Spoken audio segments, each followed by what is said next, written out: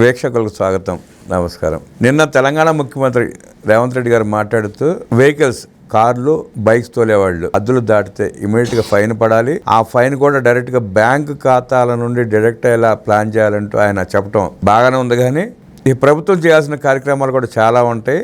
దాంతోపాటు ఇది కూడా చేస్తే ఇంకా బాగుంటుంది. ఆయన వ్యాఖ్యల మీద అడిగి తెలిసిన ప్రయత్నం చేద్దాం. విశ్లేషించడానికి మనతో పాటు ఉన్నారు సీనియర్ జర్నలిస్ట్ దుర్గా కుమార్ గారు. వారిని అడిగి మరిన్ని విశేషాలు తెలుసుకుందాం.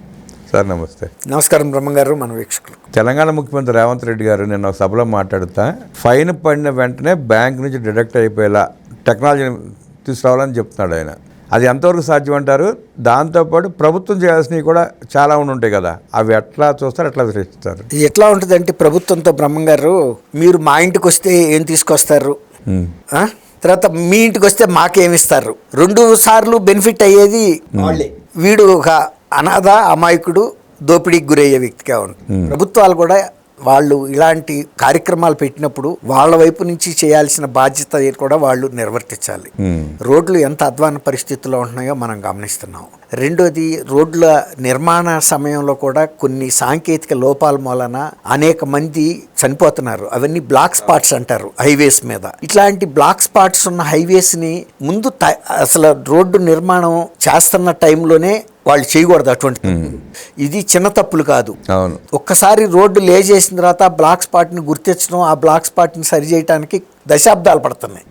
ఇంతలో కొన్ని 100 మంది ఒక్కొక్క బ్లాక్ స్పాట్ దగ్గర 100 మంది చనిపోతున్నారు. అటువంటి బాధ్యతల్ని సక్రమంగా ప్రభుత్వం నెరవేర్చినప్పుడు అదే క్షణాల మీద ఎవరన్నా గనక రోడ్డు నిబంధనలు ఉల్లంఘించి డ్రైవ్ చేసినప్పుడు ఆ వాహనదారుల అకౌంట్ల నుంచి క్షణాల్లో అకౌంట్ డిడక్ట్ అయిపోయి, అంటే డబ్బుని ప్రభుత్వ ఖజానాకి జమ అయ్యేటట్టు పెడుతున్నారు. టెక్నికల్గా బాగానే ఉంది. ఆ వేసిన ఫైన్ వెంటనే వెళ్ళిపోవాలి. అవునా, మంచిదే. కానీ ఇటువంటి ప్రాబ్లమ్స్ వచ్చినప్పుడు వాహనాలకు జరిగే నష్టం కానీ, వాహనదారులు గాయపడినప్పుడు కానీ, లేకపోతే వాహనదారులు చనిపోయినప్పుడు కూడా అంతే క్విక్గా చనిపోయి పోస్ట్ మార్టం అయ్యే లోపల ప్రభుత్వ ఖజానా నుంచి చనిపోతే రోడ్డు డిఫెక్టుల మూలన ఇంత అని ఆ మృతుల కుటుంబాల అకౌంట్లో కూడా పడిపోవాలి ఆటోమేటిక్గా.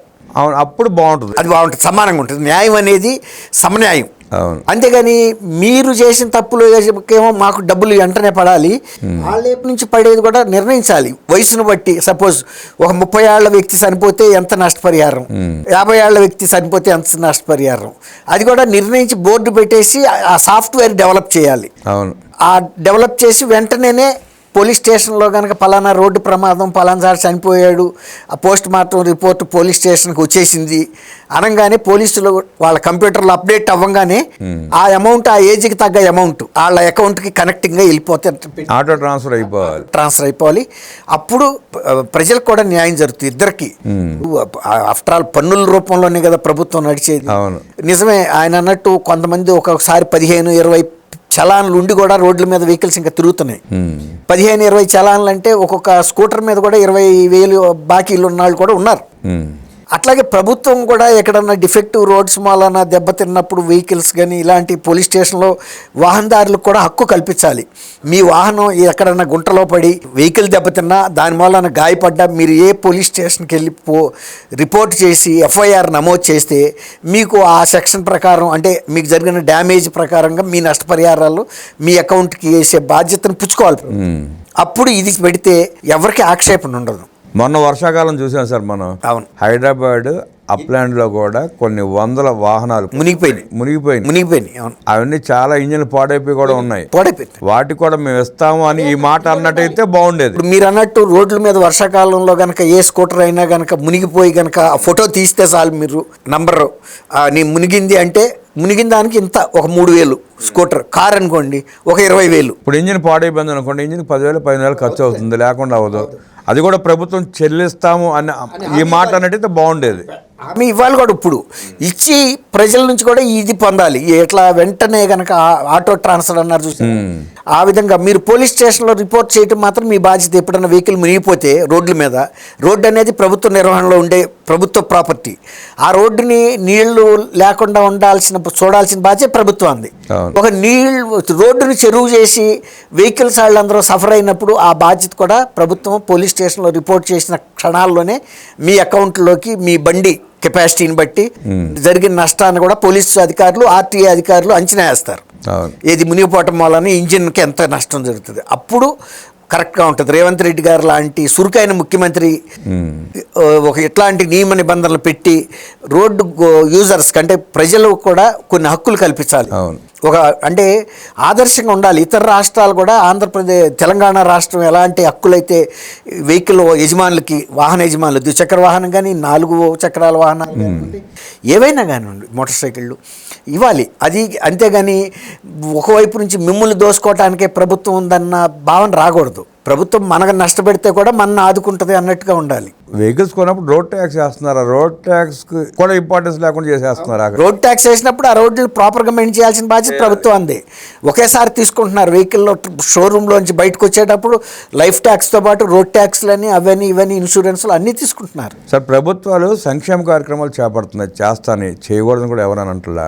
ఆ సంక్షేమ కార్యక్రమాలు ఖర్చు పెట్టే వేల కోట్ల రూపాయలు మౌలిక సదుపాయాల కోసం ఖర్చు పెడితే సంక్షేమ కార్యక్రమాలు కూడా ఇవ్వాల్సిన అవసరం లేదు, మాకు అన్ని వసతులు మెరుగుపడతాయి, మా జీవన ప్రమాణాలు పెరుగుతాయన్న ఆలోచన ప్రజలు ఉన్నారు. ఏది కరెక్ట్ అంటారు? మీరు చెప్పింది ఇది కరెక్టేనండి. కానీ ఇవాళ రాజకీయ పార్టీలు ఇవేమి రాజనీతిజ్ఞత ఉన్న పార్టీలు కాదు. కేవలం ఓట్ల రాజకీయం కోసం పుట్టిన పార్టీలు. మేము అధికారంలోకి ఈ 5 సంవత్సరాలు వస్తే చాలు, ఆ తర్వాత మాకు అక్కర్లేదు అనే తీరులో వస్తున్నారు. ఒక్క ఛాన్స్ ఇవ్వండి అనే వ్యక్తులు వాళ్ళు ఎందుకు వస్తున్నారు? దొంగతనానికి వస్తున్నారు. ఒక్క ఛాన్స్. అవును. గతంలో రాజకీయ పార్టీలు కొన్ని శతాబ్దాల పాటు మేము రాజకీయ జీవితంలో, ప్రజా జీవితంలో ఉంటామని వచ్చాయి. ఇప్పుడు ఒక లక్ష్యం, టార్గెట్తో వస్తున్నాయి.